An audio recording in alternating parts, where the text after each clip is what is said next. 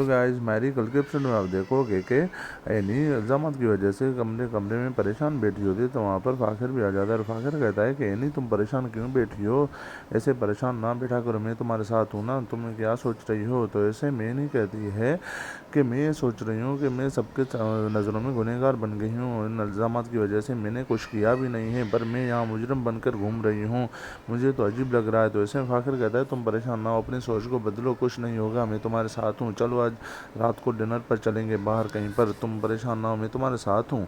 इस परेशानी में नहीं सीधा अपनी माँ आयशा के पास चली जाती है और उसे कहती है कि अम्मी मुझे तो इन लोगों ने परेशान और गुनहगार कर दिया है, मैं ऐसे काम कैसे कर सकती हूँ। तो ऐसे में आयशा कहती है बेटा तुम घबराओ मत, तुम्हें तो फख्र होना चाहिए फाखिर पर, तुम तो बेटा बहुत खुश नसीब हो, तुम्हें फाखिर जैसा शोर मिला है, तुम्हें हर बात पर सपोर्ट कर रहा है, तुम्हें बेफिक्र होना चाहिए, तुम परेशान ना हो, तुम्हारे फाखिर तुम्हारे साथ है। अगले सीन में देखो कि साइका और फराज जब आपस में बातें कर रहे होते हैं, तो ऐसे में साइका फराज को कहती है कि हम कब तक यहाँ पर होंगे, इन पर बोझ बने रहेंगे, हमें कुछ सोचना चाहिए, आपको कुछ करना चाहिए, मेरे और मेरी बेटी की आपको कोई परवाह नहीं है, आपको यहाँ पर बस बिठाया हुआ है, आपको कुछ करना चाहिए हमारी ज़िंदगी बेहतर करने के लिए, हमारे बच्चों का मुस्तकबिल रोशन करने के लिए, आप तो कुछ कर ही नहीं रहे हैं, यहाँ पर बैठे रहे हैं। तो ऐसे में फराज कहता है कि तुम मेरी बातों के बीच में ना हो और मेरे कामों के बीच में ना हो, मैं खूब जानता हूँ, मुझे अपनी बेटियों की परवाह है, तुम मुझे ना सिखाओ, जब एक मौका मिला था तुमने वो भी गंवा दिया, अब मेरी बातों में और मेरे कामों का बीच में मैंने नहीं आना।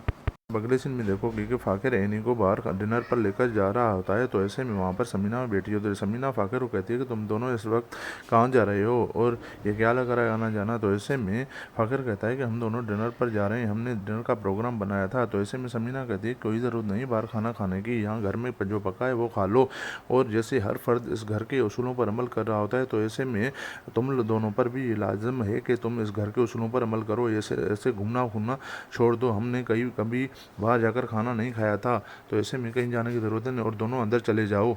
खाकर अम्मी को कहता है कि अम्मी ये कैसी बात हो गई, ये मेरी बीवी है, हम दोनों साथ जा रहे हैं, इसमें कोई हर्ज नहीं होना चाहिए खाना खाने में। अब आखिरी सीन में देखोगे कि राइला अभी भी अम्मी के पास आती है खैरियत मालूम करने, तो देखती है कि उसको तो हार्ट अटैक आया हुआ है और वह बेचारी तड़प रही होती है और पानी पानी और दवाई के लिए पुकार रही होती है। तो ऐसे में वो बहुत तड़प रही होती है और उसे दर्द भी होता है। तो ऐसे में राइला उसको दवाई देने के बजाय बाहर दरवाज़ा बंद कर बाहर निकल आती है, क्योंकि वो तो यही चाहती है कि इसको कुछ हो जाए और मर जाए, जैसे हबीब इस घर में खुद फैसले कर सके और ये आखिर रुकावट भी यहाँ से चली जाए।